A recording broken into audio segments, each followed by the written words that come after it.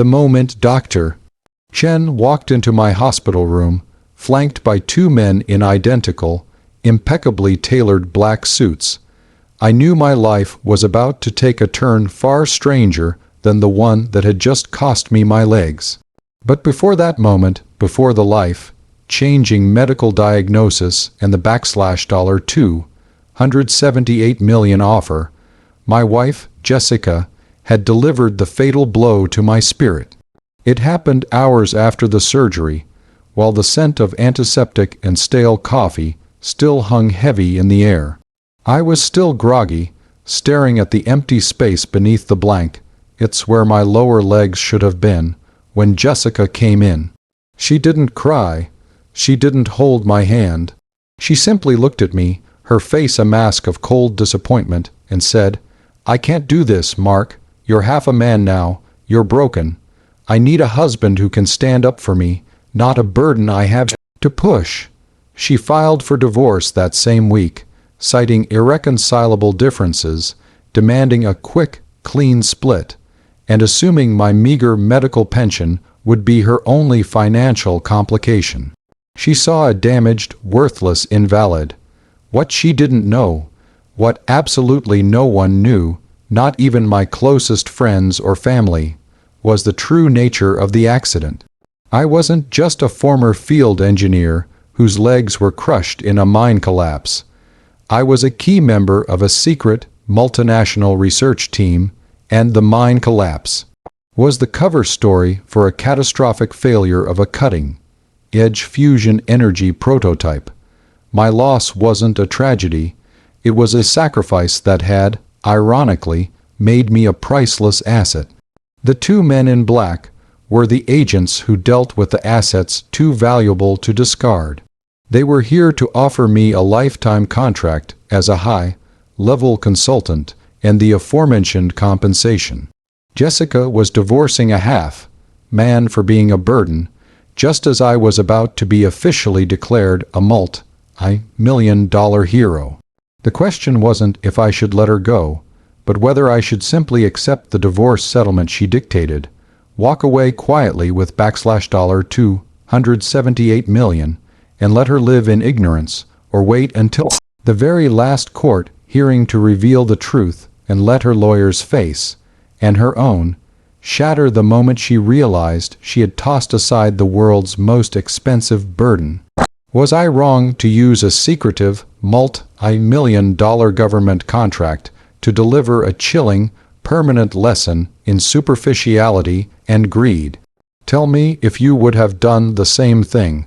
To fully grasp the setup, you need the history of how a simple field engineer like me, Mark, ended up in a position to be offered that kind of money, and how my marriage had already begun to decay. Long before the accident, I started my career working in geological surveying, specializing in remote, high-risk environments. This experience, combined with a knack for applied physics, caught the attention of Project Chimera ***, a highly secretive, internationally funded initiative focused on developing clean, limitless fusion power. We weren't a government agency, exactly. We were a consortium of the world's leading physicists and engineers, operating under the deepest layers of security and anonymity. My job was to design the containment fields and structural stability for the prototype reactor, which was located deep underground in a remote location to mitigate public risk. The prototype, which we called the core, was revolutionary but unstable. 3 months ago, during a critical test sequence, the containment failed. Not an explosion, but a sudden, violent implosion that crushed the lower levels. My quick thinking allowed the core team to initiate the emergency shutdown, saving the project and potentially preventing a disaster of immense scale.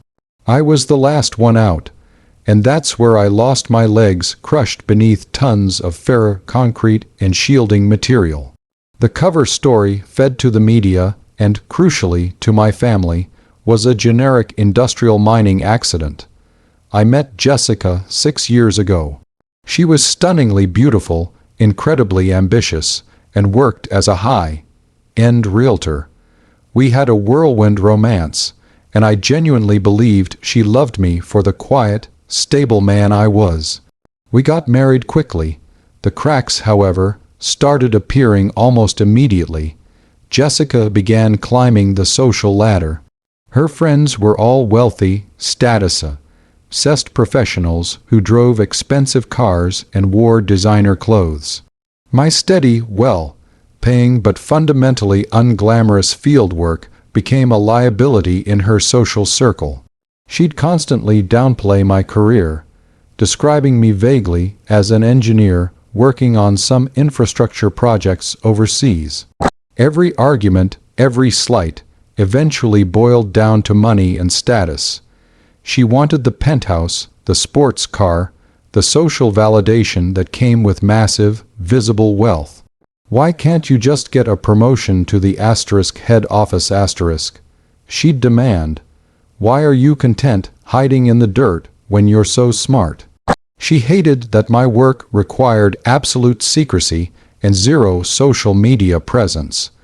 Her contempt solidified when she realized my great job didn't include a private jet or a Hamptons compound. She wanted to marry a titan. She got a man who wore steel-toed boots and refused to discuss his projects. Then came the accident. The moment she saw me in that hospital bed, realizing my mobility was gone, and in her mind, my earning potential was destroyed, her facade crumbled entirely. The half-a-man comment was delivered with such cold, surgical precision that it hurt more than the amputation. To her, I was no longer a potential investment. I was a depreciating asset. The divorce papers were served while I was still in recovery. She hired a notoriously aggressive divorce attorney, Daniel Thorne, known for ruthlessly targeting the assets of injured spouses. Jessica's plan was simple: get the divorce finalized quickly, keep her high salary and assets, and pay me a minimum, one-time settlement check, framing me as the dependent invalid. She wanted me erased, financially and socially. Little did she know, the moment Dr. Chen walked in, followed by the two agents from Project Chimera, Mr. Vance and Mr. Shaw, her plan went up in smoke. They didn't offer me a pension. They offered me a ** lifetime chief consultant contract, guaranteed for $15 million annually **, plus a ** one-time tax-free compensation pay out of $278 million **. My service, my sacrifice, and my guaranteed lifetime silence. My identity was now permanently protected, my financial assets shielded by international trusts managed by the consortium, and my role elevated to a non-physical, highly critical advisory position. My compensation was tied to the immense future value of the project. The $278 million was deposited into an untouchable, ultra-secure account within 48 hours. My only personal assets were my clothes, a modest savings account, and an old pickup truck. The entirety of the fortune was legally untouchable by Jessica. I didn't tell her or the lawyers about the offer. I let the divorce proceeding move forward for 6 agonizing weeks. I hired my own legal counsel, Mr. Davies, the most discreet corporate litigation specialist I could find, one who normally dealt with intellectual property disputes between billion-dollar firms. I told him to act like I was fighting for my medical pension and nothing more, to let Jessica and Thorne believe they were winning the easy battle. The final mediation session, designed to finalize the settlement, was set for the following Tuesday. So that's the situation I was in. My wife, who believed I was a broken, destitute former engineer, was actively divorcing me, seeking to pay me off and discard me. I had $278 million at my fingertips, protected by an ironclad international trust, and the perfect public stage to deliver a lesson she would never forget. I could have simply signed the papers, disappeared with my fortune, and let her think she successfully discarded the burden. Or I could unleash the full, cold power of my new financial reality, and not only refuse her petty settlement, but ensure that she, the greedy realtor, was left completely exposed and publicly humiliated in front of her high-powered lawyer. I wanted her to feel the total, gut-wrenching consequence of prioritizing status over unconditional love. Before I tell you the cold, methodical way I delivered the final verdict, a verdict that left her utterly speechless, I want you to pause and comment below what you would have done in my shoes. Would you have quietly walked away with your millions, or would you have orchestrated the total and catastrophic public humiliation of the wife who called you half a man? Seriously, let me know what choice you would have made right there. I chose the orchestrated, total humiliation. Jessica needed a lesson that wasn't about money itself, but the cosmic consequence of superficial judgment. It was time for the true Mark, the priceless asset, to emerge from the shadow of the half-man. I was wheeled into the sterile conference room, dressed in simple civilian clothes, looking exactly like the broken, low-asset invalid Daniel Thorne expected. Thorne was there, smug and radiating predatory confidence, with Jessica seated beside him, looking bored and eager for the final paperwork. Mr. Davies, my counsel, opened the proceedings exactly as instructed, haggling over a few $1,000s in retirement funds, playing the part of the desperate, injured veteran fighting for scraps. Jessica rolled her eyes. Thorne smiled, a patronizing, condescending curve of his lips. "Mr. Thorne," I said, interrupting the negotiation, my voice startlingly firm. "Before we finalize the division of our paltry assets, I have a procedural question for the record, one I'd like addressed by Ms. Hayes directly." Jessica sighed loudly. "Just sign the papers, Mark." "Jessica," I continued, ignoring her impatience, "since the primary basis for your dissolution of our marriage, as stated to me, was my unfortunate physical condition, my loss of mobility and my inability to stand up for you, I need to know, for the record, what dollar figure you would place on the loss of my legs." Thorne immediately jumped in. "Objection, relevance. We are discussing community property, not emotional damages." "It's entirely relevant, counsel," I replied, still looking only at Jessica. "My wife stated I was half a man, a burden. What is the financial liability for divorcing an injured man whom you perceive as worthless? If I was whole, would this divorce be happening?" Jessica, flustered and irritated by the public questioning, snapped, "Yes, because you still wouldn't be successful. You'd still be just a field engineer. This is about your lack of ambition, Mark." "I want out." "I see," I said, nodding slowly. I then reached down and pulled a large, thick folder from my briefcase, not filled with pension documents, but with official corporate binding agreements. I slid it to Mr. Davies. Mr. Davies, a man who charged $1.00 an hour, suddenly dropped the act. He stood up, placed his hands on the table, and spoke in the authoritative tone he used for global mergers. "Counselor Thorne, we are adjusting the petition. My client, Mark Hayes, is prepared to concede all marital assets, including the home equity and the shared savings, to Ms. Hayes. In return, we require a full, immediate dismissal of her financial claims against Mr. Hayes's future earnings and assets." Thorne laughed again. "Future earnings, based on his pension, please. We'll take the house and we'll take the pension." "No, you won't," I cut in, delivering the first cold, methodical strike. "Because I don't need the pension, Mr. Davies, Please submit the relevant documents. Davies slid a single, complex legal document across the table. It wasn't a settlement offer. It was a *** declaration of consultant status and compensation, summary ** from the International Consortium. It was redacted to protect the source, but the numbers were not. My client, Davies stated, his voice ringing with absolute clinical authority, is a principal consultant for a consortium whose assets exceed the GDP of several small nations.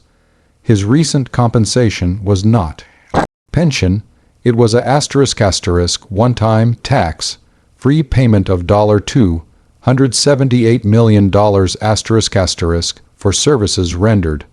Furthermore, his guaranteed annual compensation moving forward is $15 million.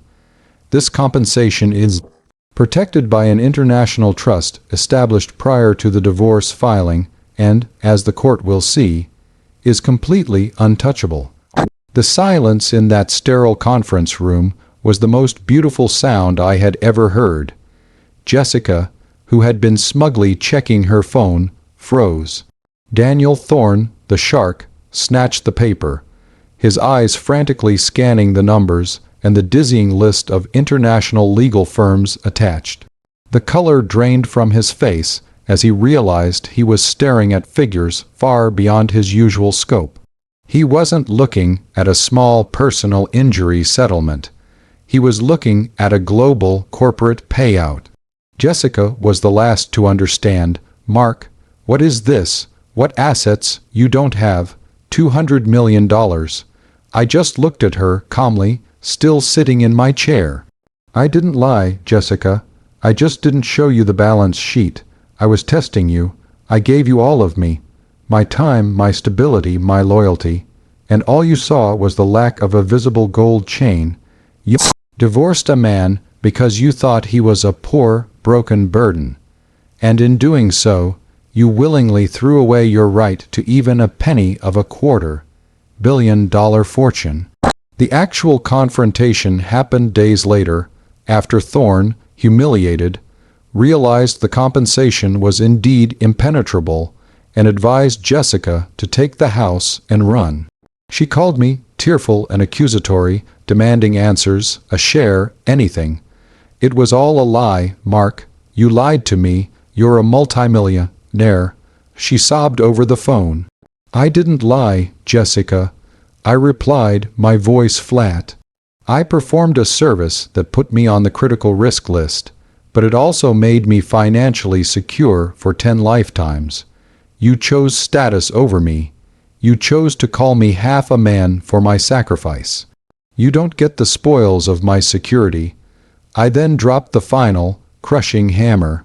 I informed her that I would sign the divorce papers immediately, giving her the house and the meager savings, but I had one additional condition.